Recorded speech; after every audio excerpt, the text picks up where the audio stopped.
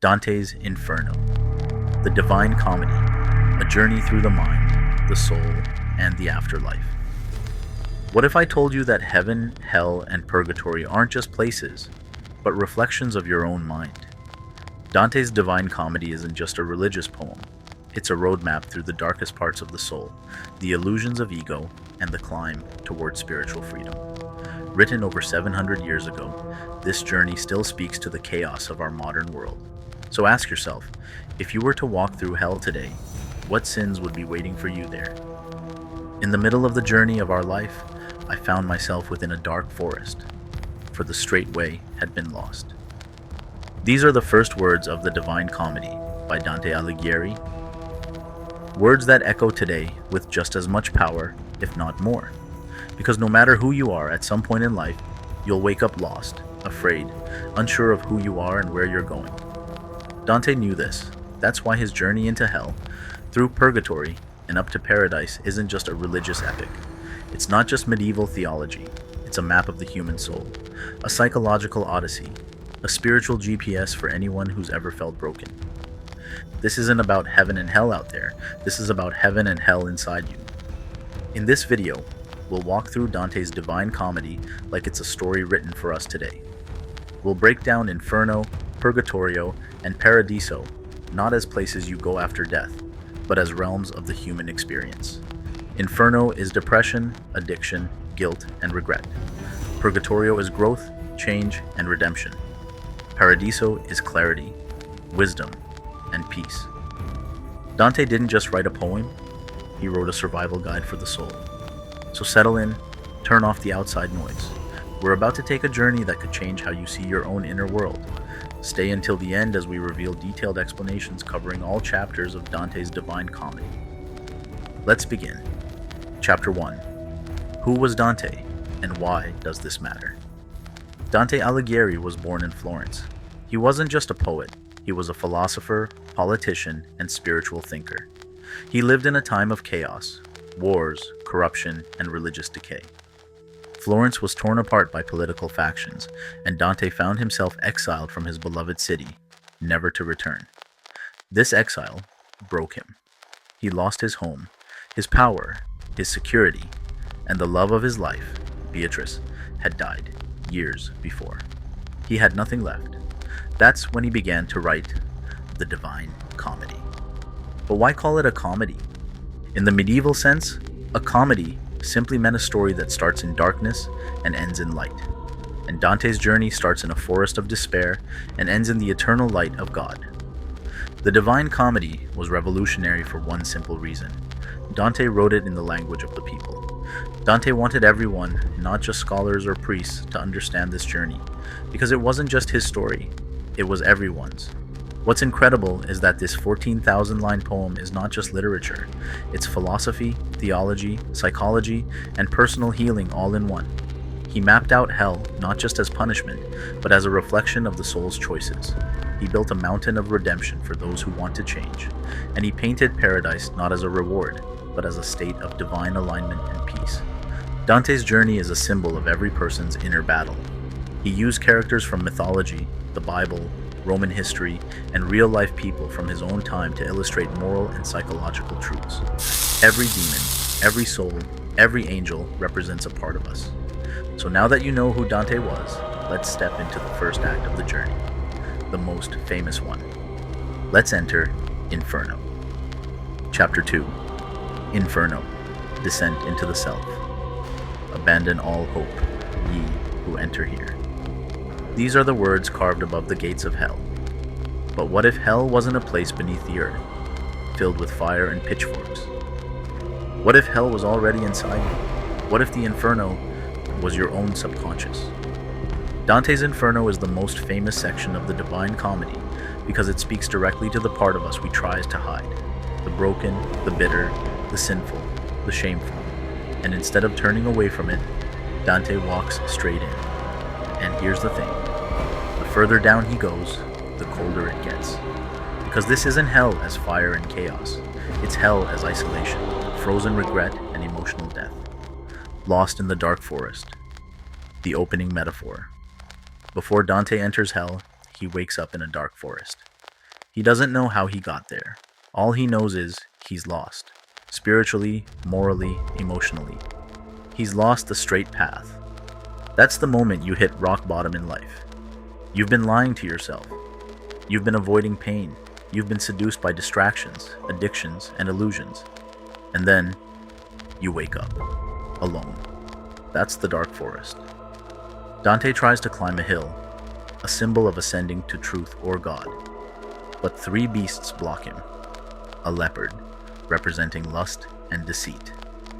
A lion, representing pride and ambition. A she-wolf, representing greed and desire. These aren't just animals. They're his own inner demons. He can't get past them because he hasn't dealt with them. Then comes Virgil, the Roman poet who wrote the Aeneid. Virgil represents human reason, logic, classical wisdom, the best part of the mind. But reason can't save you. It can only guide you through your inner chaos. And so begins the descent. The architecture of hell, 9 circles of the psyche. Dante's hell is a massive pit beneath the earth. It's not random, it's precise, organized, cold. Each circle reflects a different sin, or, more accurately, a different state of the soul. And it's not about divine rage, it's about natural consequence. These sins aren't just moral failings, they're self-destructive patterns. The punishments fit the crimes psychologically. Circle 1, Limbo, the kingdom of unfulfilled potential. Dante and Virgil pass through the gates of hell and enter the first circle.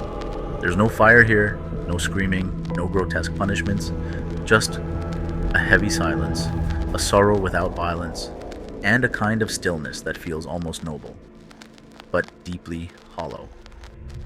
This is Limbo, and it's one of the most haunting places in Inferno, not because of suffering, but because of what's missing.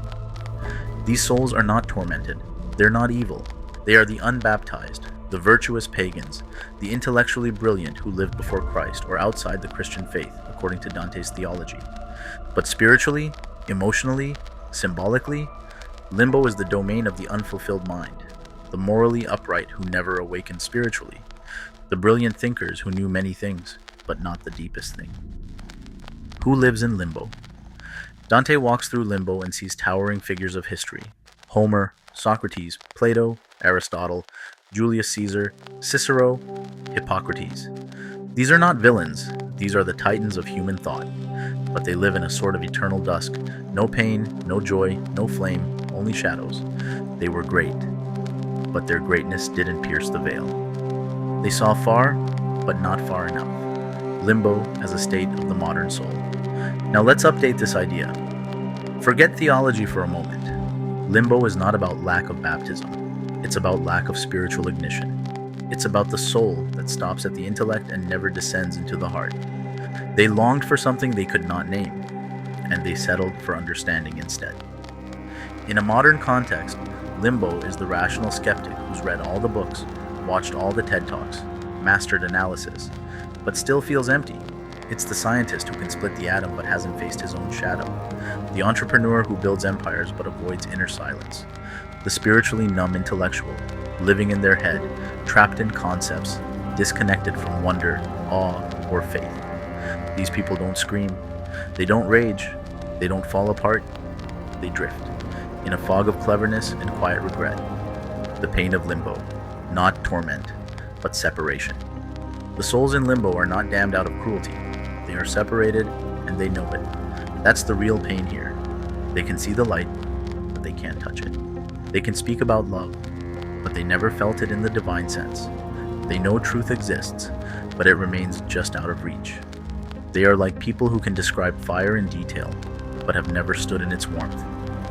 This is the tragedy of Limbo. Not that you are tortured, but that you are spiritually starved. And maybe you felt it. That numbness, that constant search for meaning in things, ideas, status, logic, but never finding the fullness of it. It's not depression, it's something colder. A kind of elegant despair, where everything makes sense, but nothing matters. Escaping Limbo. From knowing to becoming. Dante doesn't stay here long, and that's symbolic, because Limbo is the easiest place to get stuck, and the hardest to leave. Why? Because it's comfortable, because it flatters your ego. because it looks noble and intelligent, but leaves your soul untouched. To escape limbo, you don't need more knowledge. You need experience. You need to feel, to risk, to believe, to descend into pain, to fall in love with something beyond comprehension. You must choose to go deeper than your intellect, into the terrifying waters of the unknown. You must give up being clever to become whole. Modern examples of limbo. The person who critiques every religion but believes in nothing. The artist who analyzes beauty but has forgotten how to create. The spiritual skeptic who meditates for performance, not connection. The chronic overthinker who explains emotion but never feels it. They live in limbo. Their punishment? They get to be right, but they never get to be free. Limbo teaches us a devastating truth. You can do everything right on paper and still miss the point. You can be moral, educated, respected, even brilliant. But if your heart never opens, if your soul never catches fire, you'll live in quiet separation from your own divine essence, and that might be worse than hell. So ask yourself, are you living or are you drifting in limbo? Circle 2. Lust, the storm of passion. Dante and Virgil descend from limbo into the second circle of hell. Here, the atmosphere changes, the light dims, the winds howl, the air becomes thick with sorrow, and something else. Desire. Welcome to lust, the first of the true sins in Dante's hell. And unlike limbo, where there was dignity and silence, here there is motion without control. The souls are caught in a violent storm, tossed and whirled endlessly by a wind they cannot resist. They scream, they cry out, but they cannot stop, because they didn't stop when they were alive. Who lives in the circle of lust? This circle is reserved for those who allow desire to override reason, not just sexually, but emotionally. It includes lovers, adulterers, seducers, those who were ruled by passion instead of balance. Here, Dante meets Paolo and Francesca, two tragic lovers. Their story becomes one of the most famous scenes in Inferno, and one of the most human. Francesca was married to Paolo's brother. She and Paolo fell in love. Their affair ended in murder by the betrayed husband. Now, in death, they are trapped in each other's arms, spiraling through the storm forever. There's no fire here, no violence, just longing, regret, the pain of being consumed by what once thrilled them. Francesca tells Dante, "Love, that excuses no one loved from loving, seized me so strongly with the beauty of the person that was taken from me, it still afflicts me." Even in hell, she speaks like someone still in love. And that's what makes this circle so devastating.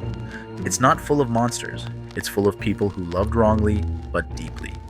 The storm as symbol: addiction, obsession, emotional chaos. The punishment here is not random. It's poetic. The souls are tossed in endless wind because that's how they lived, blown by impulse, swayed by attraction, dragged by feeling. They were not evil in the conventional sense, but they never found control, never found grounding. They made gods out of their passions and lost themselves.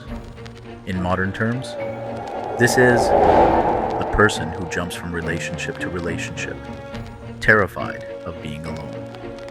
The one addicted to the high of romance, but unable to maintain love once it gets real. The person who confuses obsession with connection. The one who falls in lust and calls it destiny, again and again. It's the chaos of a heart without anchor. The psychology of lust. Let's go deeper. Lust isn't just about sex. It's about craving intensity over intimacy. It's the hunger to feel alive, even if it burns. People ruled by lust often feel empty inside. And so they chase stimulation, attention, validation. They fear the silence, they fear stillness. And so, like the souls in this circle, they move constantly, chasing love, but never finding peace. Lust is the inability to sit with yourself. It's needing someone else to fill what you won't face in yourself. We fall in love with how someone makes us feel. We confuse chemistry with compatibility. We get swept away in the story and forget the consequences. Their love, while passionate, was selfish. It destroyed lives.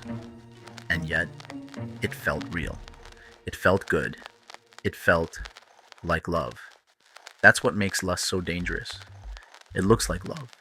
It feels like love, but it is only the shadow of it. modern manifestations of lust.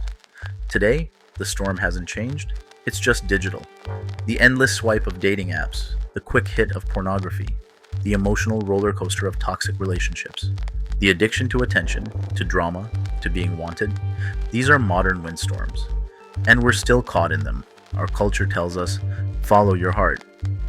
But it doesn't say, where to? Or, what if your heart is wounded and your compass is broken? This is the tragedy of lust. It promises connection, but delivers chaos. It imitates intimacy, but destroys it, escaping the second circle. So how do you escape the storm?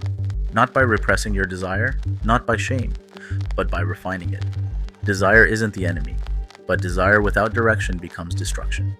To heal from lust is to reclaim your power, to feel attraction without surrendering your values, to love with clarity, not desperation, to choose people based on who they are, not how they make you feel for 5 minutes, to stop chasing intensity and start building intimacy.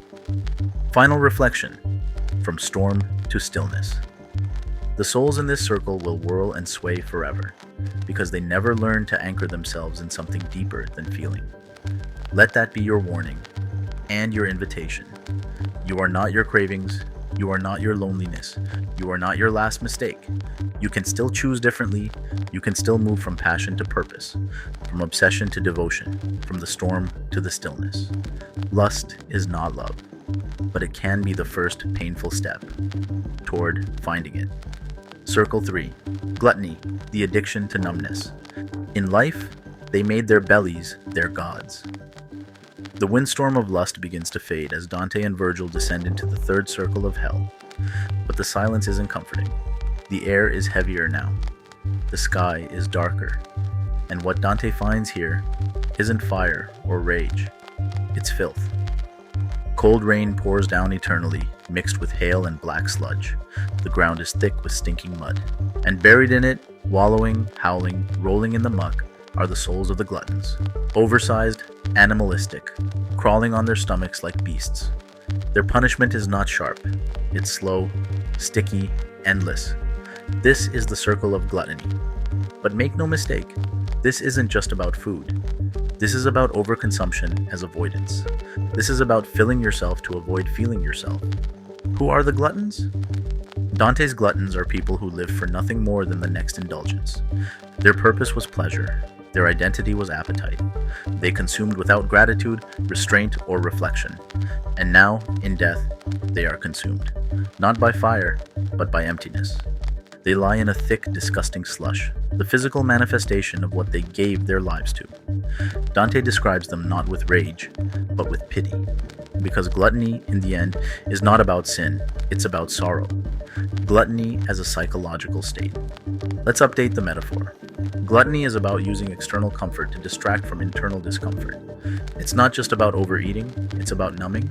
Food, screens, alcohol, weed, scrolling, sugar, sex, shopping, binge watching. All the little dopamine hits we use not because we're hungry, but because we're hurting. Gluttony asks, what can I put in me to silence what's going on inside me? Now let's look at the science behind the sin. From a psychological standpoint, gluttony is often linked to emotional regulation. People who overconsume aren't weak. They're often wounded. They learned somewhere along the way that food equates to love, that sugar equates to safety, that being full equates to not feeling empty. But the more they consume, the more disconnected they become. Eventually, their body is full, but their soul is starving. And that's what Dante shows us. Souls buried in sludge, screaming into the void because they chased fullness and found filth. Cerberus, the guard dog of appetite. In this circle, Dante introduces Cerberus, the monstrous three-headed dog from Greek mythology. He guards the gluttons, barking and tearing at them, just like they once tore into food, into comfort, into escape. He's the embodiment of hunger without limit, always devouring, never satisfied. Cerberus isn't just a guard, he's a mirror. He represents what gluttony does to the human being. It makes you animal. It makes you insatiable. It makes you forget you were ever meant for more. What gluttony looks like today. In a modern world, this circle is packed. It's the person who eats not from hunger, but habit. The one who scrolls TikTok for 3 hours because it's easier than facing silence. The chronic binge watcher who needs constant noise to avoid feeling alone. The person who can't stop smoking, drinking, or vaping, not because they enjoy it, but because it's a familiar anesthetic. These people aren't evil. They're in pain, but they've learned to soothe pain with stimulation, not truth. The real punishment of gluttony: losing the self. Gluttony dulls the soul. It's not about the sin of pleasure. Pleasure is beautiful when sacred. Gluttony is about turning sacred things, food, rest, joy, into escape hatches. The result? You stop tasting food, you stop enjoying art. You stop noticing beauty, you stop being alive. Your senses are overwhelmed. Your attention is hijacked. Your vitality is replaced by sludge. And like the souls in Dante's third circle, you become a body without a presence. The path out of gluttony. How do we escape this circle? Not with shame, but with consciousness. The antidote to gluttony is not starvation, it's awareness. You begin by asking, why am I reaching for this? What am I avoiding right now? What am I trying not to feel? What part of me is starving and can't be fed through food? You begin to taste again, breathe again, feel again. You learn to sit with hunger, not just physical hunger, but spiritual hunger, and listen to what it's trying to tell you. That you were made for more than numbing.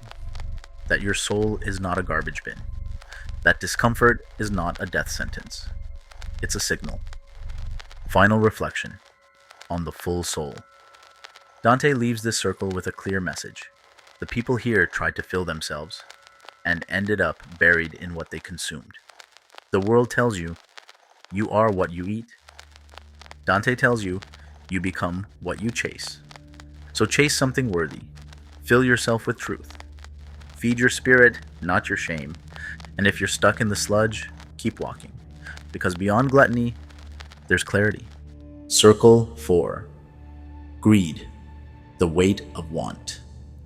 After trudging through the cold sludge of gluttony, Dante and Virgil descend to the 4th circle, and the tone shifts again. Here, the terrain is harsher, the souls are louder, and there is no rest. This is the circle of the greedy, those who lived for more. More money, more power, more status, more control. But in this circle, more is a curse. More becomes a weight. The 2 kinds of greed. Dante divides the souls here into 2 camps. The hoarders, who clung to wealth, security, possessions. The wasters, who spent and destroyed with reckless abandon. They push enormous weights in opposite directions, smashing into each other in a never-ending war of futility. They scream at each other, "Why do you hoard? Why do you squander?" But neither side listens, because neither side ever listened to themselves or anyone else in life. They are locked in a cycle of accumulation versus destruction, a pendulum of excess that never leads to satisfaction. Greed as psychological burden. Greed is often misunderstood. It's not just about having a lot, it's about never feeling like you have enough. At its root, greed is about fear. Fear of lack. Fear of irrelevance. Fear of vulnerability. Fear of being powerless.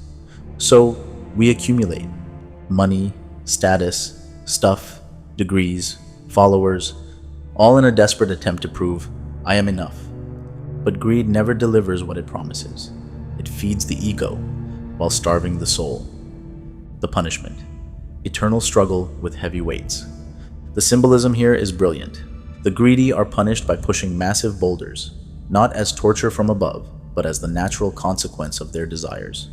The boulders represent gold that became burden, power that became pressure, control that became chaos, and they're not moving toward anything. They're locked in a circular path, crashing into each other endlessly. Because greed has no finish line. You don't win, you just keep pushing. Greed in the modern world. Today, greed is more subtle and more rampant. It wears suits. It smiles on Wall Street. It influences social media. It hides in our desire to level up. It's the influencer obsessed with followers instead of authenticity. The CEO who sacrifices human lives for shareholder profits. The person who works 100 hours a week for a bigger house they never enjoy. The student who melts under pressure to succeed by society's definition. Greed is not just financial, it's existential.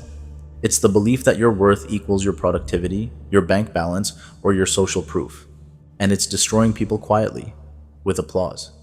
Plutus, the god of wealth, reduced to a beast. In this circle, Dante places Plutus, the Roman god of wealth. But he's no golden king. He's a growling beast speaking in broken gibberish, because greed, when taken to its extreme, doesn't elevate. It dehumanizes. It makes gods into animals, men into machines, souls into shadows. Greed doesn't speak truth. It mutters nonsense that sounds like ambition, but leads to emptiness. Escaping the cycle, from greed to generosity. So how do you escape this circle? You let go. Not of ambition, not of success, but of the illusion that more will finally fill the hole. You begin to ask, what am I trying to prove by chasing this? Who am I without my titles, my status, my wealth? What would happen if I stopped pushing the boulder and started helping someone else carry theirs? You stop building a tower of ego and start building a bridge of service. That's where transformation happens. Greed versus the soul. The tragedy of greed isn't just what it takes from others. It's what it steals from you, your peace, your relationships, your presence, your purpose. In trying to own the world, the greedy lose the one thing that matters, themselves. Ask yourself, what weight are you pushing? What are you hoarding? Attention, validation, resources. What are you wasting? Time, talent, your soul. Greed will promise you everything and leave you with nothing. And yet, you can step away from the wheel. You can set the weight down. You can choose to live by giving, not grabbing, because in the end, nothing you hoard will follow you beyond death. Only your light will. Circle 5. Wrath, drowning in anger and bitterness. I saw people smothered in the river's slime who were saying, we were sullen in the sweet air that is gladdened by the sun. Now we are bitter in the black mire. Dante and Virgil descend from the chaos of greed to a place of boiling intensity, but also eerie quiet. They approach the river Styx, a thick, stagnant swamp. And what they witness here is not just disturbing, it's painfully familiar. This is Circle 5, Wrath, the domain of those who were ruled by anger in life. But here's the twist. This circle is split in two. One part explodes, the other implodes. Who lives here? Dante encounters two kinds of souls. One, the wrathful, the openly angry, the violent, the ragers, the screamers. They lash out, fight, strike, and thrash in the Styx, constantly attacking one another in blind fury. Their anger consumed everything in life, relationships, peace, clarity. Now it consumes them, forever. They are trapped in reaction, unable to pause, unable to reflect, constantly punching shadows, even when there's no one left to hit but themselves. 2. The sullen, the silent, bitter ones, the passive aggressives, the ones who never said how they felt, but carried quiet resentment like a second skin. They lie submerged beneath the filthy water, unable to speak. Gurgling bubbles rise where their mouths try to form words. They drowned in bitterness in life. Now they literally drown in it. These are the people who refuse to feel, refuse to forgive, and let their silence become a slow poison. Wrath as a psychological state. Wrath is unprocessed pain turned outward. Sullenness is unprocessed pain turned inward. And in the modern world, both are epidemic. We live in a society that celebrates anger when it's loud and ignores it when it's quiet, as long as it doesn't make people uncomfortable. But the result? A world full of outrage, yelling, online attacks, road rage, cancel culture, tribal wars, and beneath that, a deeper layer of suppressed, internalized pain. Passive hatred, quiet depression, emotional withdrawal, apathy. Dante saw it 700 years ago, and we're still swimming in that same toxic swamp today. The nature of the punishment, the swamp of the soul. There's no fire here, no devil with a whip, just stagnation. Anger, Dante tells us, doesn't need hell to punish you. Anger is the punishment. It cuts you off from clarity. It chains you to your wounds. It makes you relive what hurt you over and over without healing it. And when it festers as bitterness, it becomes even worse. Because you no longer lash out. You simply rot inside yourself. The river Styx, emotional symbolism. The river Styx in mythology separates the world of the living from the dead. In Dante's Inferno, it represents the emotional barrier between the soul and peace. It's muddy, murky, impossible to see through. Why? Because wrath clouds the soul. You can't think clearly when you're angry. You can't hear truth when you're bitter. You're underwater, suffocating in your own thoughts. This isn't just metaphor, it's what resentment feels like. Modern wrath, what it looks like now. Wrath today wears many faces. The person who explodes over nothing. The online troll who lives to tear others down. The parent who carries generational rage and passes it on. The activist who begins with justice and ends with hate.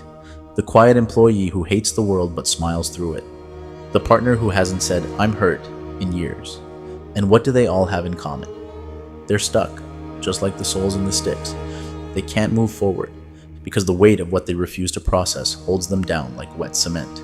Escaping the fifth circle, turning anger into awareness. So how do we break free from wrath? We don't destroy it. We understand it. Anger is a signal, not a sentence. When we feel it rising, we must ask, what is this really about? What's beneath this rage, grief, fear, betrayal? What am I refusing to forgive? What am I refusing to say? Then we feel it fully, without letting it control us. Because the goal isn't to be unfeeling. The goal is to be free. You don't bury anger, you befriend it and transform it into power with purpose. Let go or sink. In the end, Dante shows us something vital. You are either fighting shadows in the swamp, drowning beneath your own silence, or letting the anger rise, be seen, be understood, and be released. The wrathful and sullen are not evil. They are wounded and stuck. But so are we. If we carry rage for years, decades, lifetimes, you do not have to live in this circle. You can rise, but first, you must forgive, not for them, for you. Circle 6. Heresy, the tomb of the arrogant mind. Here with the heretics, the followers of every sect are enclosed. Among the graves are flames. Dante and Virgil continue beyond the wrathful swamp of the river Styx, and now the path turns sharply. They arrive at the city of Dis, the capital of hell, a fortified, infernal metropolis guarded by rebellious angels and demonic sentinels. And just beyond its iron gates lies the sixth circle, a place where the dead burn not in pits, but in tombs. Tombs of fire, tombs that never cool. Tombs for the souls who worship their minds but killed their spirits. This is the circle of heresy. But don't let the word fool you. This isn't about breaking dogma. This is about people who lived only for intellect and denied the soul. Who are the heretics? In Dante's time, heresy didn't just mean someone who disagreed with church doctrine. Heresy meant spiritual arrogance, the refusal to believe in anything beyond what your senses and ego could grasp. Here dwell atheists who denied the immortality of the soul, materialists who believed nothing existed beyond the physical, radical skeptics who reduced life to power, pleasure, or logic. They may have been philosophers, politicians, intellectuals, or revolutionaries, but they all shared one belief. There is no deeper truth. There is nothing beyond what I control. And now, their arrogance becomes their prison. The punishment: burning graves. Each soul here lies trapped inside a flaming coffin, eternally sealed in stone. A tomb, because they buried the soul in life. The fire symbolizes their inner rage, not against others, but against what they refuse to see. They lived as if death was the end. Now they are dead, and aware, and awake, and they cannot escape the very thing they spent their lives denying, that the soul exists. Heresy as a psychological condition. Let's strip away theology. What is heresy? Symbolically, it's the belief that you are your mind, that thoughts are superior to feelings, that logic is supreme, that anything not provable must be dismissed.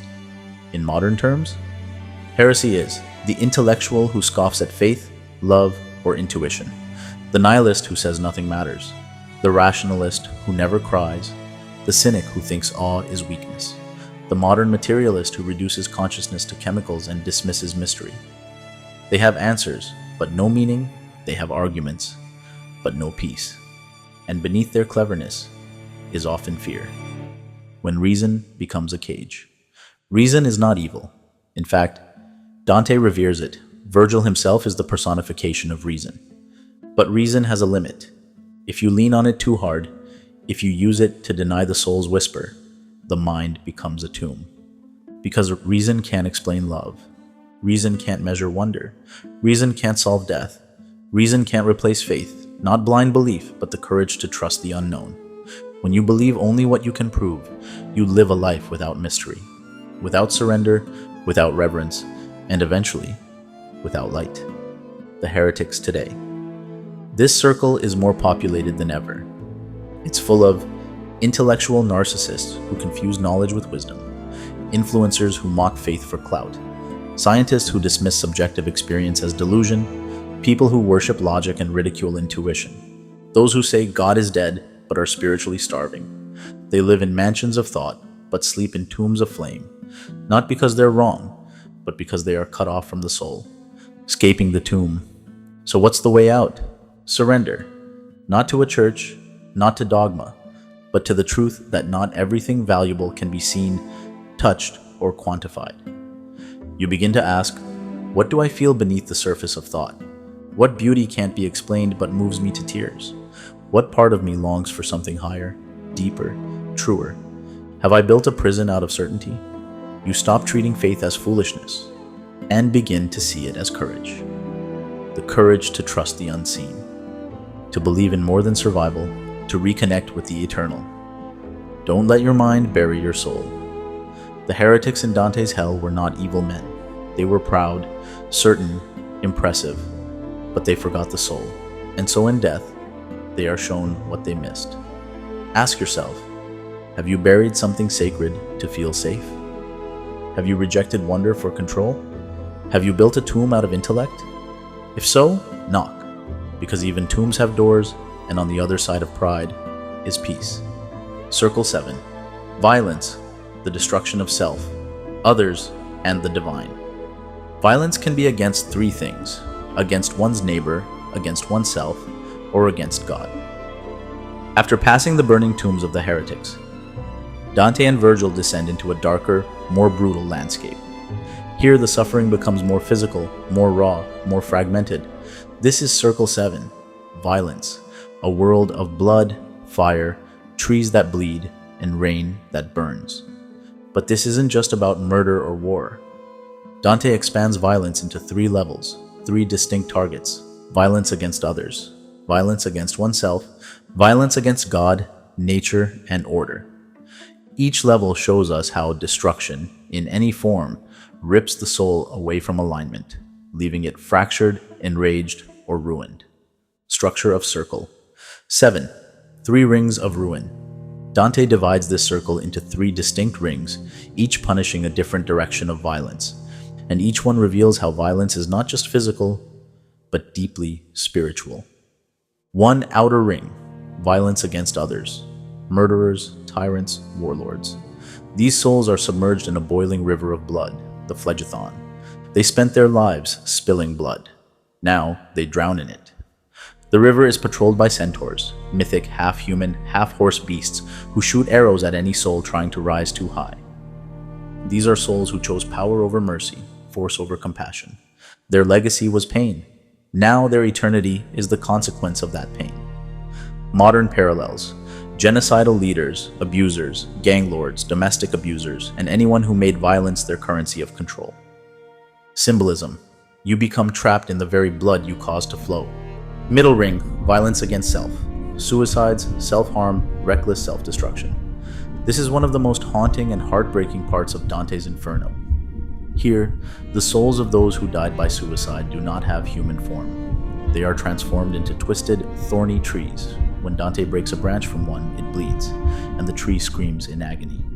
These souls chose to destroy their own bodies in life. Now they are denied them in death. They are rooted in suffering, silent until harmed, unable to move or speak unless injured. The harpies, monstrous birds with human faces, nest in their limbs, feeding on their pain. This is not cruelty, it's tragedy. Dante doesn't judge these souls. He mourns them. He recognizes that suicide is not about hatred, but unbearable despair. Modern parallels: self-harm, addiction, depression, inner wars that no one sees. People who suffer quietly and collapse internally.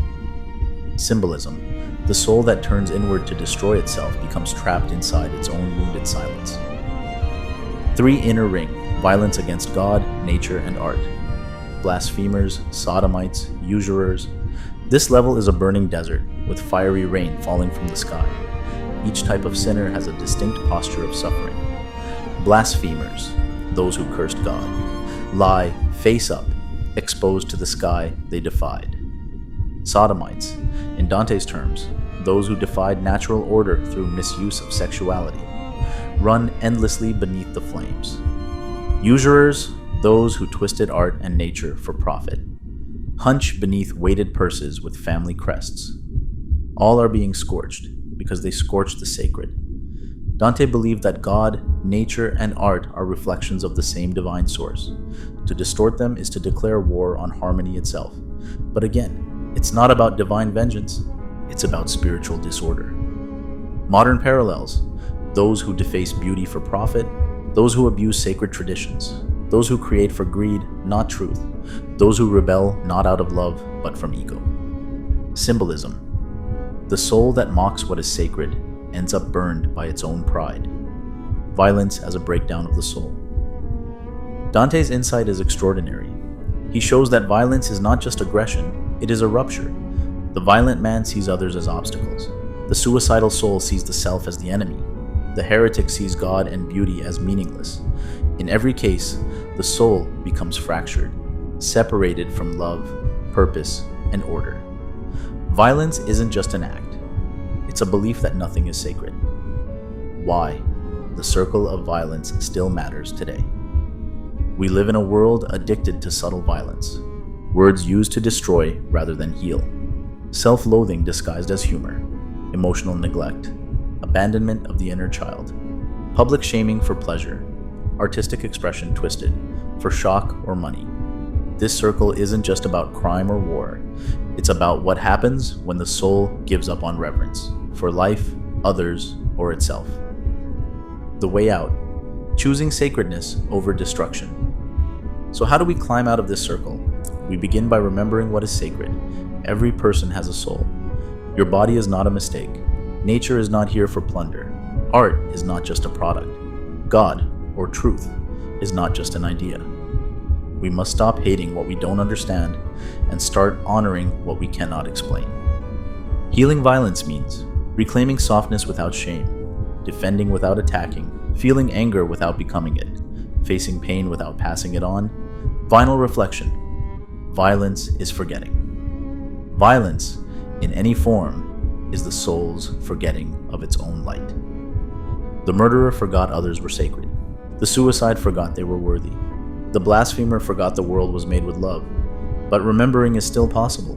Even in the burning sands, you can still look up and see the sky. Circle 8.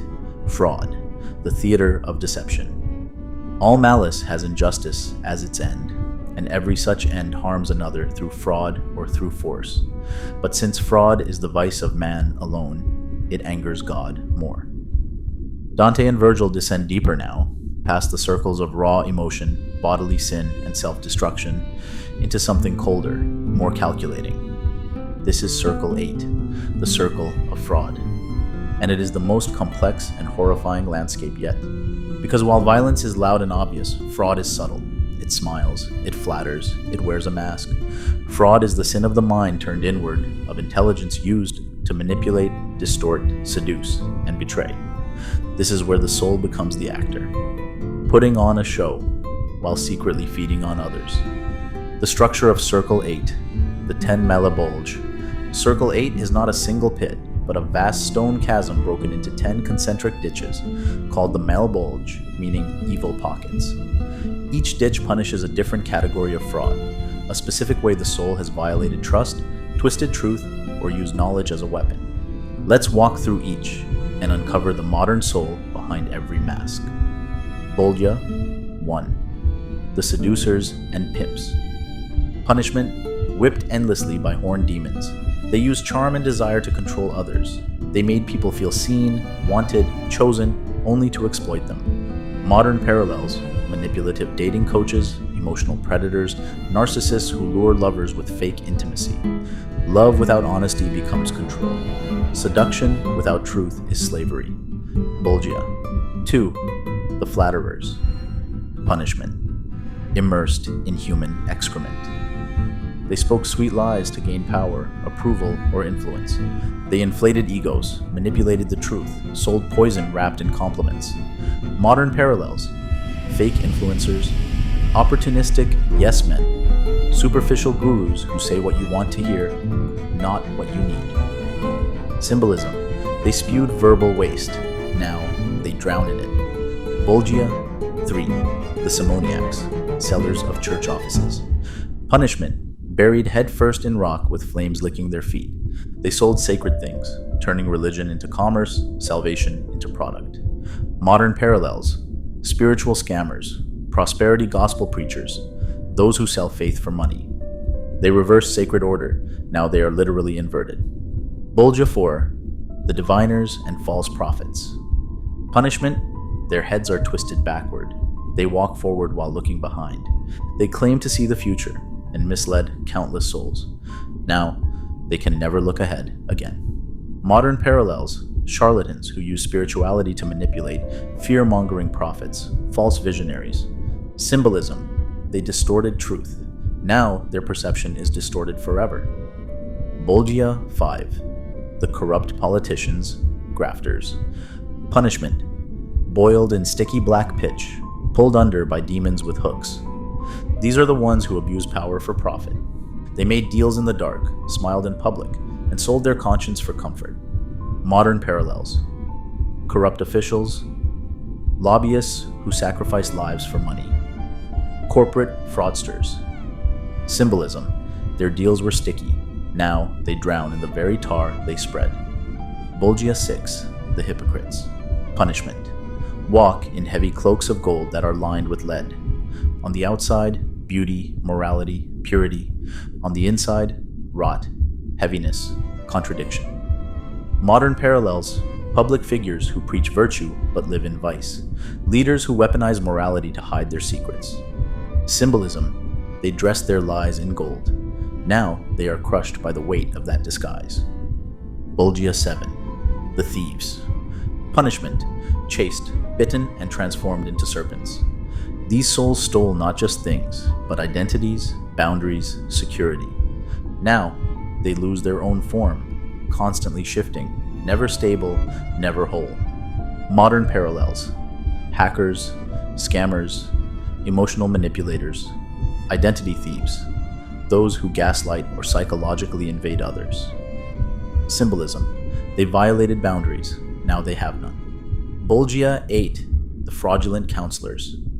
Punishment: trapped in tongues of flame. These are the clever ones: politicians, strategists, con men who use brilliant words to deceive, twist justice, or lead others to ruin.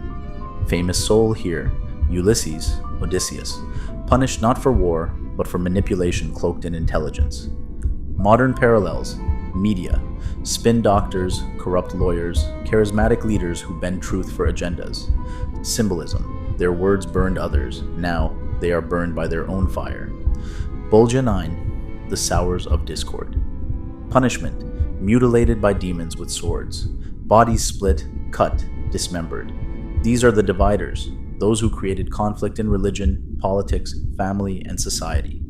Modern parallels: propagandists, cult leaders, hate preachers, online trolls who incite chaos and division. Symbolism: they split others with lies. Now they are split endlessly. Bolgia. 10. The falsifiers, alchemists, impersonators, liars. Punishment: diseased, deformed, infested with madness. They corrupted reality, falsifying identity, knowledge, value.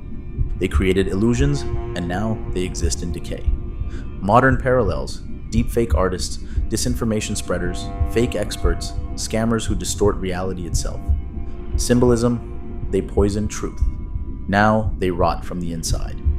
The essence of fraud: betrayal with a smile. What makes Circle 8 more terrifying than violence? because these souls didn't attack bodies. They attacked trust. They used the mind as a weapon. They weaponized charm, language, spirituality, love, law, even beauty, for selfish ends. Fraud is uniquely human. No animal commits it. Only the mind with ego, fear, and strategy can deceive at this level. That's why Dante says fraud angers God more than violence, because it pretends to be good while doing evil. Fraud today, the age of illusion. In the modern world, Circle 8 is the operating system of much of our society. Fake news, social media facades, performative activism, false marketing promises, spiritual bypassing, clickbait profits. We live in an age of manufactured authenticity, where fraud is often rewarded, packaged, and celebrated. But beneath the gold cloak is still lead, and the lead gets heavy. The way out, from performance to integrity. To escape this circle, the soul must become transparent. Say what you mean what you say. Be the same person in private as you are in public.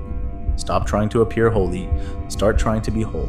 Fraud is the fear that who you are isn't enough, so you perform. But the truth is, your soul was never meant to act. It was meant to shine. Let the mask fall. Ask yourself, what masks do you wear? What truth are you bending to fit in? Where are you performing instead of being? Circle 8 doesn't begin in hell. It begins every time we trade truth for applause. But every mask can be removed. Every lie can be unlearned. Every soul can return to light. So drop the script and become who you really are. Circle 9. Treachery, the frozen core of the soul. The emperor of the woeful kingdom rose from the ice up to the middle of his chest, and I am nearer to the end than to the beginning. This is the final circle. Dante and Virgil descend beneath the pits of fraud, past every distorted soul, into a place where all motion stops. There is no fire, no screaming, only ice. Welcome to treachery, the ninth and lowest circle of hell. It is the darkest place in the cosmos, not because it burns, but because it is frozen. At the deepest level of sin, Dante reveals a truth far more disturbing than brimstone. Hell isn't hot, hell is cold.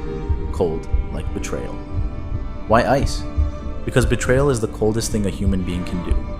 It's not an act of passion, it's an act of calculation. It requires knowing someone's trust, knowing their vulnerability, and choosing to destroy it anyway. Treachery is the soul turned completely inward. Not just selfish, but utterly removed from love, loyalty, or humanity. It is intimacy inverted. And so the fire is gone. Nothing moves here, not even the air. Because at this depth, the soul is no longer reaching for power or pleasure. The soul is frozen in itself. The 4 sectors of treachery. Dante divides this circle into 4 concentric zones, each named after a legendary traitor. Each zone punishes a different form of betrayal. The more sacred the trust broken, the deeper the soul sinks. 1. Kaina, treachery against family. Punishment, frozen in ice up to their necks, their heads bowed in shame. Named after Cain, who murdered his brother Abel. This ring punishes those who destroyed blood bonds, the foundational relationships of life. Modern parallels, betraying your own family, abusing a child, turning your back on those who gave you life. Symbolism, these souls can't lift their heads. Even now, they can't face what they've done. 2. Antenora, treachery against country. Punishment, frozen up to their necks, heads upright, their tears freezing in their eyes. Named after Antenor, a Trojan who betrayed his city. Here lie traitors to nations, communities, political causes. Modern parallels, espionage, political betrayal, whistleblowing not from conscience but for self-gain. Symbolism, they weep, but their tears freeze on their faces, because even sorrow is ineffective this deep down. 3. Ptolemia, treachery against guests. Punishment, laid supine in ice, eyes frozen shut by tears. Named after Ptolemy, a biblical figure who murdered guests in his home. These souls betrayed the laws of hospitality, those who welcomed them.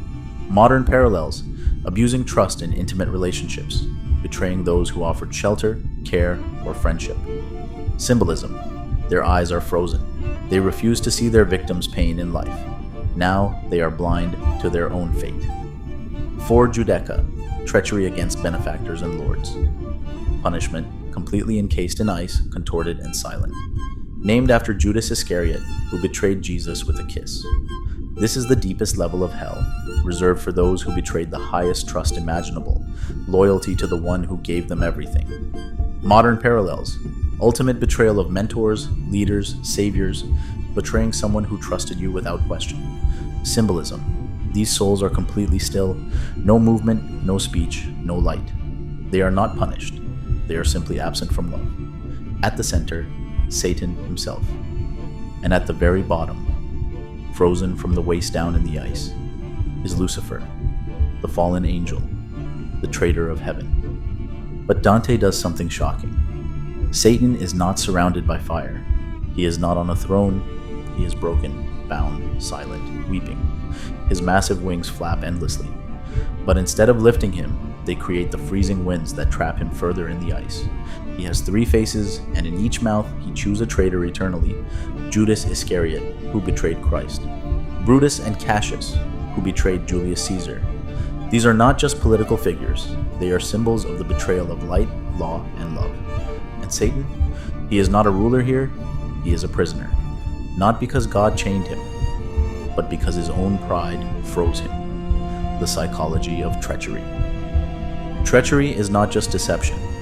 It's knowing someone's soul and choosing to break it. It is the lover who cheats and lies, not out of passion, but revenge. The friend who reveals your secret in a moment of cruelty. The parent who abandons. The business partner who sabotages. The guru who abuses the faith of followers.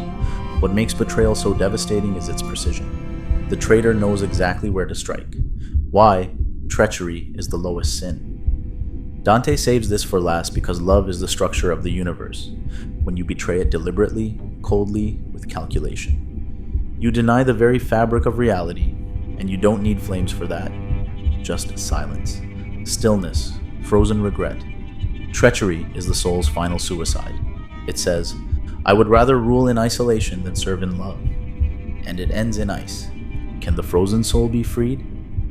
Dante gives no clear answer, but he gives a symbol. After witnessing Satan in the center of hell, Dante and Virgil climb down his back, and at a certain point, gravity inverts. The world turns upside down. Suddenly, they are climbing up, toward light, toward rebirth, toward hope. The message? Even at the absolute bottom, even in betrayal, you can still turn around. Final reflection: cold or light? You choose. Ask yourself, where have I betrayed others? Where have I betrayed myself? Where have I let bitterness freeze my heart? Treachery doesn't always happen with a dagger. Sometimes it happens with silence. Sometimes with giving up. Sometimes with the lie you keep telling yourself. But here's the grace. Even if your soul is frozen, you are still breathing. And where there is breath, there is fire. And where there is fire, there is a way home. Psychological interpretation of Inferno. Let's strip away theology and see what Inferno really is. It's a map of the wounded psyche. Each sin is a trauma, a vice, a habit, and the punishment, just the natural consequence of not confronting it. Lust leads to instability. Gluttony leads to numbness. Greed leads to exhaustion. Wrath leads to self-destruction. Fraud leads to disconnection. Treachery leads to isolation. Inferno is what happens when you refuse to grow. It's the internal hell you live in when you betray yourself again and again. You lie to yourself. You use people. You seek pleasure to avoid pain. And slowly, you freeze. The way out, facing it. But the Divine Comedy doesn't end in hell. Hell is necessary, but it's not permanent. The most important detail? Dante walks through every level. He doesn't stay. He looks, weeps, listens, and moves on. Why? Because awareness is the first step to freedom. When you see your own darkness, when you name it, feel it, and grieve it, you begin to heal. Dante doesn't fight demons. He doesn't pray his way out. He observes, he reflects, he learns. That's the real journey. Transition from darkness to climb. At the very end of Inferno, Dante and Virgil climb down Satan's hairy body, pass through the Earth's core, and emerge. Not deeper, but rising. The final lines of Inferno say it all. We emerged to see the stars once more. Even in the darkest place, there's a way up, but only if you're willing to walk through your personal inferno. And next, we begin the climb. Purgatory awaits. Chapter 3, Purgatorio, Cleansing of the Soul. To course o'er better waters now hoist sail, the little bark of my wit leaving behind. So cruel a sea. With these words, Dante begins Purgatorio, the second part of the Divine Comedy, and with it, a dramatic shift in tone. If Inferno was about recognizing and facing the darkness within, then Purgatorio is about cleansing the soul, transforming it, and preparing it for light. It's no longer about sin and consequence, it's about pain with a purpose. Purgatory, in Dante's vision, is not a place of damnation. It's a mountain of hope, rising from the other side of the world, surrounded by ocean, pointing toward heaven.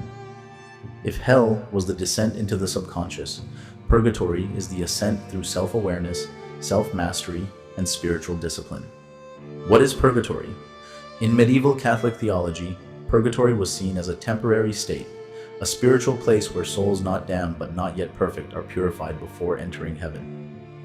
Dante radically reimagines this idea as a mountain, a metaphor for the difficult, often painful climb toward personal redemption. The mountain has three main sections. Ante Purgatory, where the lazy and late repenters wait. 7 terraces, each dedicated to purging one of the 7 deadly sins. The earthly paradise, the Garden of Eden at the summit, symbolizing innocence regained. Each level is a step in the journey of transformation through effort, suffering, and grace. The entrance, Ante Purgatory. Before Dante can begin the climb, he must wait with the souls who delayed repentance.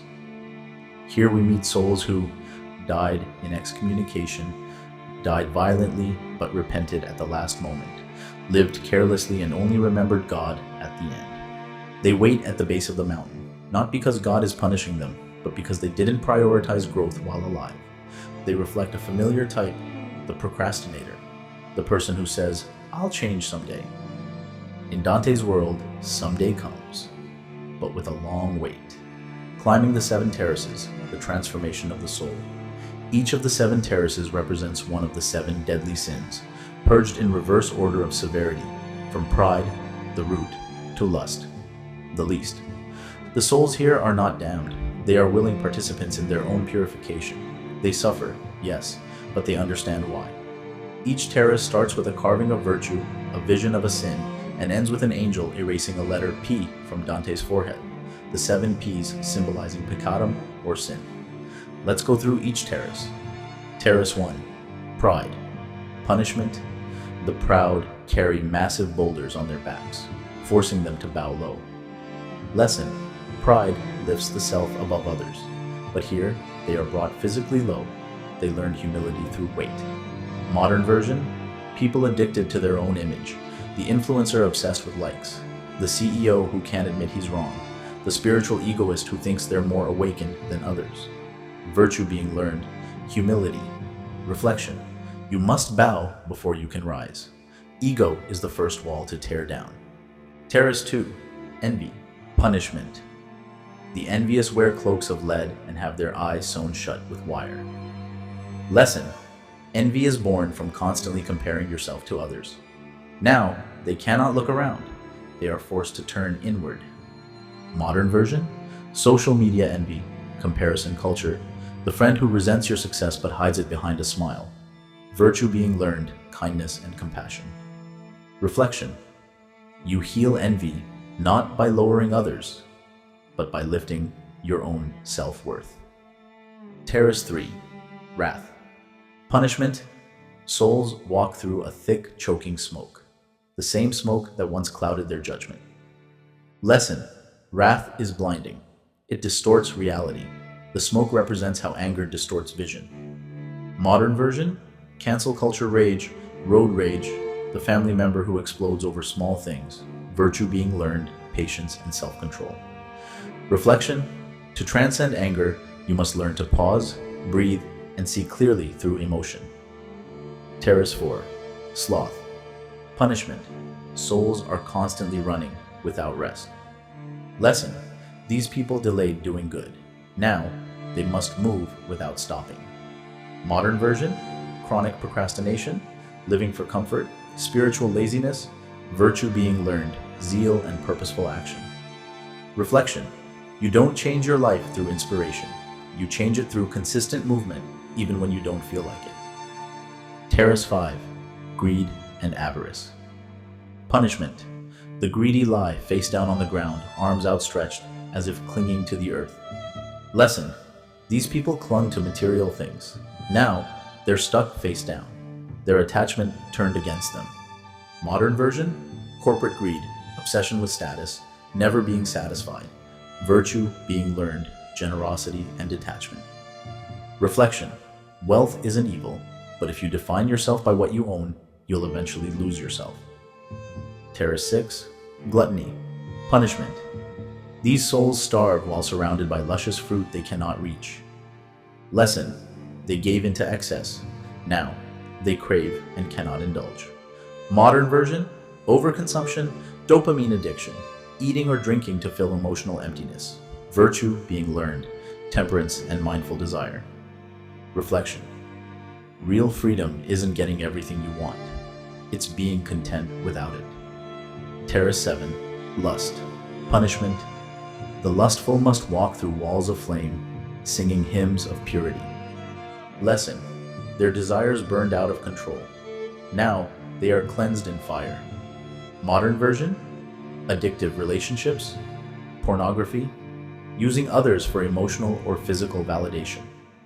Virtue being learned, chastity, not just celibacy, but the ability to love without possession. Reflection: love isn't about taking, it's about giving without needing to own. Emotional reality of purgatory. What makes purgatory different from hell isn't the suffering, it's the hope. In hell, there is no change, no growth. In purgatory, pain is a process. Every soul there wants to climb, and Dante feels this. Every time he completes a terrace, an angel brushes a wing across his forehead, and a letter P for peccatum disappears. He is becoming lighter, clearer, more aligned. The guides, from Virgil to Beatrice. Virgil, the symbol of human reason, has guided Dante this far. But when they reach the top of the mountain, something changes. Dante meets Beatrice, the woman he loved in life and who now represents divine love and revelation. She replaces Virgil because reason can only take you so far. To enter paradise, you need something more: faith, love, vision, grace. This transition symbolizes a fundamental truth. You can't think your way to enlightenment. You have to feel it, experience it, surrender to it. Beatrice scolds Dante. She reminds him of how far he strayed from his purpose. It's a hard truth, but a loving one. And through her guidance, he is cleansed of the final stain. Then, in a moment of awe and stillness, he is ready to rise. The earthly paradise, innocence regained. At the summit of Mount Purgatory lies the Garden of Eden, the earthly paradise. It's not just a physical place.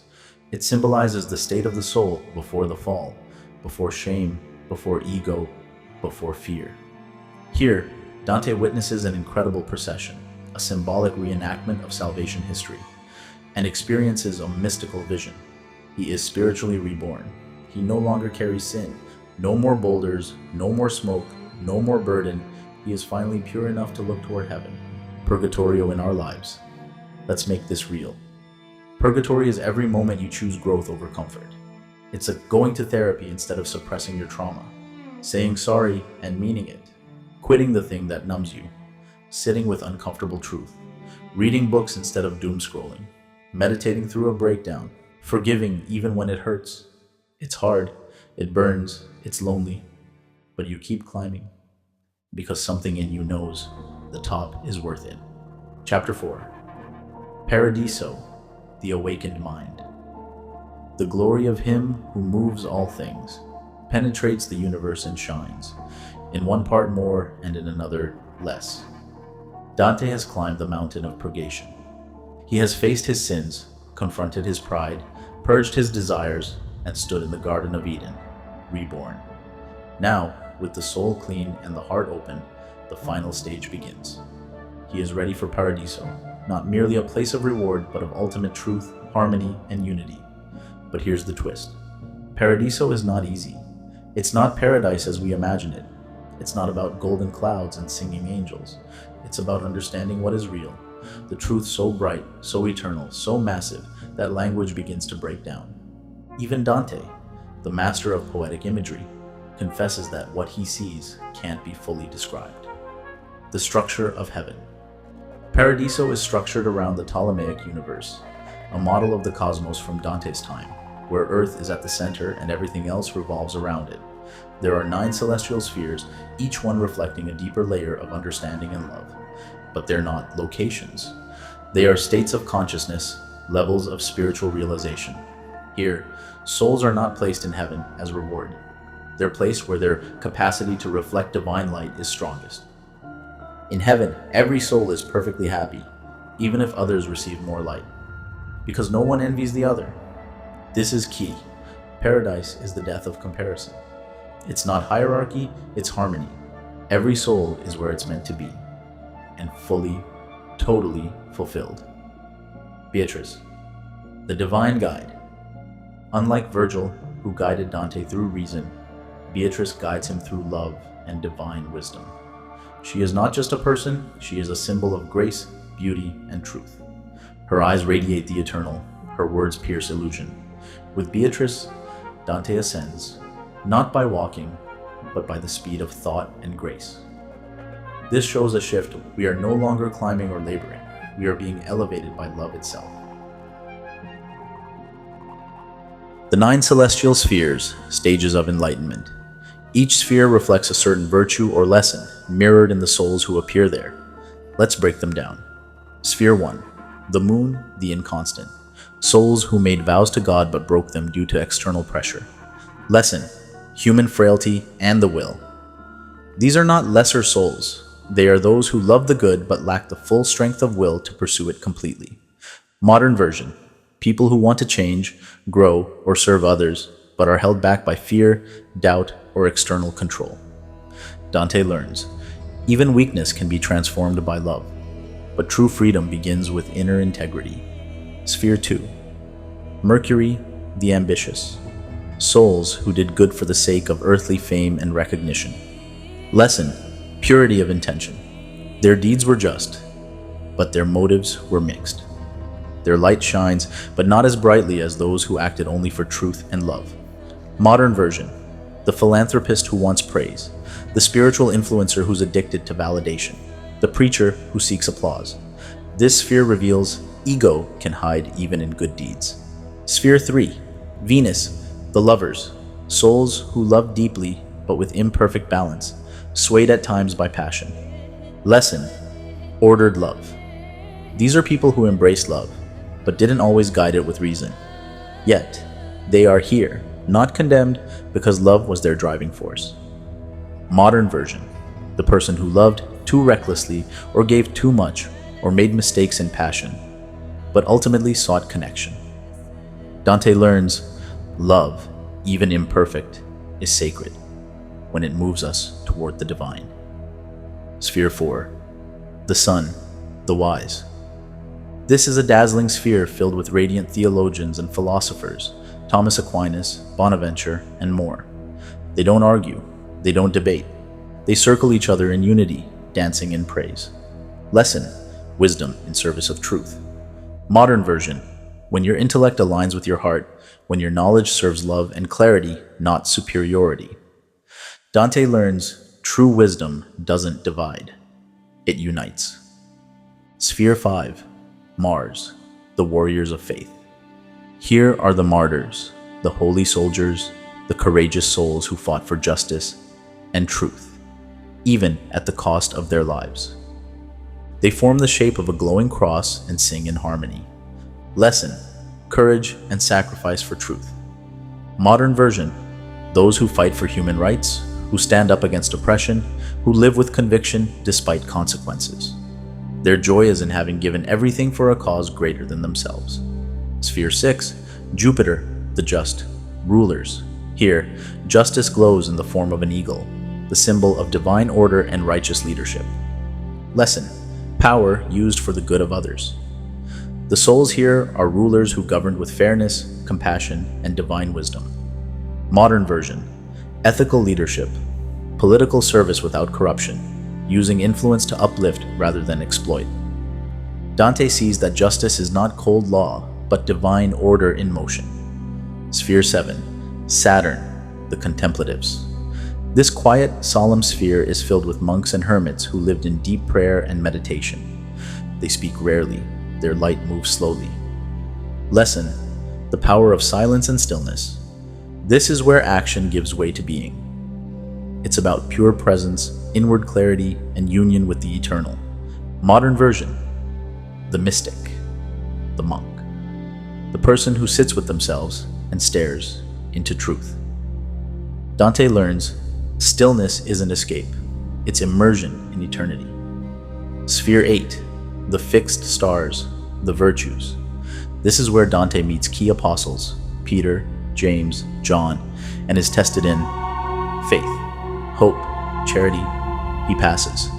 But more importantly, he realizes that these virtues are not abstract ideas. They are lived experiences. You don't have faith. You become faith. Each virtue must be embodied to ascend further. Sphere 9, the primum mobile, the first mover. This is the highest physical heaven, the realm of pure motion. It holds no souls. It is the divine machinery that moves all things below. Lesson: everything flows from God, motion, life, time itself. And beyond this, Dante moves into the Empyrean, beyond space and time, where God dwells. The Empyrean, beyond words.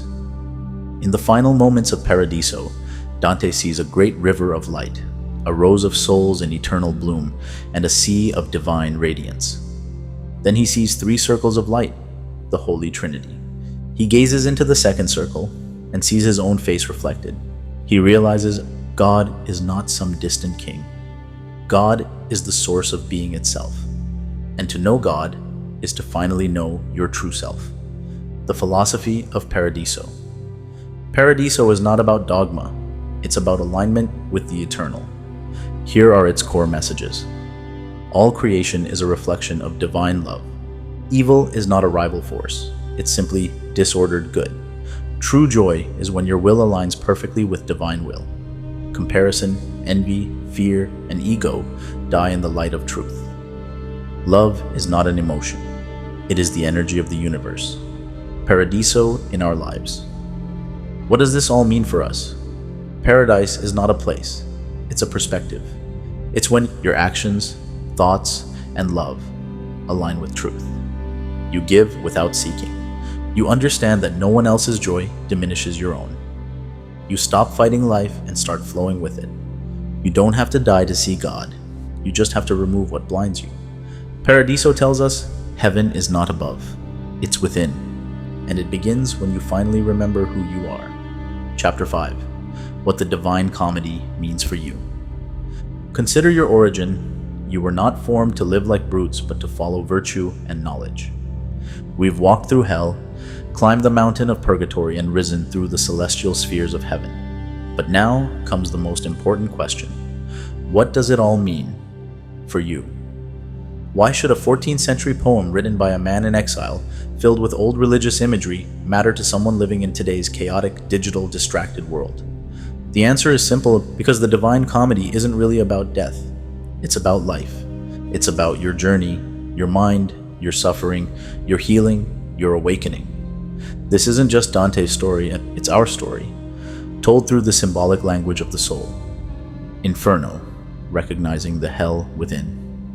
Dante begins in the dark forest, a place we all visit at some point in life. You feel lost, numbered, disconnected from purpose. You've made mistakes. You've lied. You've hurt others. You've betrayed yourself. That's Inferno, not a place beneath the earth, but the emotional and spiritual hell inside your psyche when you're out of alignment with truth. Each circle in Inferno isn't about punishment, it's about natural consequence. Lust, you're tossed around by unstable desires. Gluttony, you consume to fill an emotional hole. Greed, you become a prisoner to material things. Wrath, you burn yourself and others. Betrayal, you freeze from guilt and shame. Hell is not fire. Hell is disconnection from others, from truth, from self. But Dante doesn't stay there. The lesson of Inferno is this: you have to face your darkness to find your light. You cannot skip this step. There is no spiritual bypass. To evolve, you must descend into yourself. Purgatorio, the hard work of healing. The next phase is not glamorous. It's not divine ecstasy. It's grit, humility, sweat, silence, patience. Purgatorio is where most of us spend our lives, climbing the mountain of self-awareness, one painful insight at a time. You let go of pride. You stop blaming others. You stop numbing your emotions. You confront how your habits hurt you and others. You make mistakes. You fall. You rise again. This is the long game: therapy, meditation, forgiveness, journaling, apologies, setting boundaries, replacing vice with virtue, not overnight, but one decision at a time. Each level of the mountain represents a step toward wholeness. You carry boulders of shame until you learn to set them down. You run through flames of regret until they no longer burn you. The message of Purgatorio is powerful. You are not damned by your past. You can change, but you must choose to. Growth is painful, but it's holy. Paradiso, the return to wholeness. Most people think of heaven as a reward. Dante redefines it. Paradiso is not the end. It's the remembering of what was always true, that you were never separate from love, never separate from God. You just forgot. The celestial spheres are not staircases to God. They're reflections of your own inner transformation. When your ambition is purified, you rise. When your love becomes unconditional, you rise. When your knowledge serves others, you rise. When your will aligns with the divine will, you rise. You don't get to heaven. You become it by living in alignment with truth, love, and light. And in the end, when Dante sees God, he sees himself reflected in the divine circle. That is the final revelation. You are made in the image of God. The divine is not outside you, it is within you. Psychological and spiritual takeaways. Let's translate all of this into direct modern insights. You are on a journey. Whether you know it or not, you are moving through your own divine comedy. You may be in a personal inferno, battling addiction, shame, or emptiness. You may be climbing your mountain, struggling to grow and heal. Or maybe you've tasted moments of inner clarity, glimpses of your higher self. Wherever you are not stuck. The journey continues as long as you keep moving. Reason can guide you, but only love can transform you. Virgil, the symbol of logic and intellect, can take you far, but not to paradise. To truly awaken, you need Beatrice, the symbol of divine love, intuition, and grace. In your own life, intelligence will solve problems, but love will heal wounds. Rationality will keep you alive, but only meaning will make you feel alive. You must face your shadows. You can't ascend without descending first. Pretending you have no darkness only ensures it controls you. You must be honest about your fears, addictions, envy, arrogance, and wounds. This is not weakness. This is courage, the core theme of Dante's journey. You can transform your soul through effort. Purgatory teaches us that you can become better, but only if you take responsibility, do the inner work, confront uncomfortable truths, replace harmful patterns, serve something greater than your ego. There is no shortcut, but there is grace. Every honest step is met by divine support. Heaven is not a reward, it's a reflection. You don't go to heaven, you live in alignment with heaven. When your mind is clear, your soul is free, and your love is pure. Heaven is a state of being where you no longer fight reality. You no longer need to control others. You no longer identify with your ego. You trust the unfolding of life. You give without needing to gain. That is true joy. That is Paradiso. What now? Dante wrote, "The divine comedy not to scare you or moralize you." He wrote it because he had been lost and wanted to offer a map back to the light. And so the question is not, did you enjoy this video? It's, where are you on your journey? What part of you is still in hell? What part of you is climbing the mountain? And what part of you is already in paradise, waiting to be remembered? The truth is, you are all three: lost, growing, rising, and now you have a map. The journey isn't over, it's just beginning. We came forth to see again the stars. Dante, Inferno, final line. You've just walked with Dante through the shadows of hell. You've climbed the rugged mountain of healing. And you've soared through the blazing stars of heaven. But don't think for a second that this was just his journey, because the Divine Comedy was never about Dante reaching paradise. It was always about you, remembering that you never truly left it. The dark forest? You've been there. The frozen lake of betrayal? You felt it. The smoke of rage, the boulders of pride, the fire of lust. They all live in you and me and everyone. But so does the climb. So does the light. So does the paradise within. The part of you untouched by shame, still worthy of love, still capable of transcendence. You are not your past. You are not your pain. You are the soul brave enough to walk through hell and still keep going. That's what the Divine Comedy teaches us, that every descent holds the seed of ascent, that every soul, no matter how lost, can find its way back to the stars. So, if this video lit something in you, even just a flicker, share it, spread it, subscribe. Let this message reach the next soul lost in their own dark forest. And above all, keep walking, keep climbing, keep becoming, because you were never meant to stay in hell. You were born to remember the light.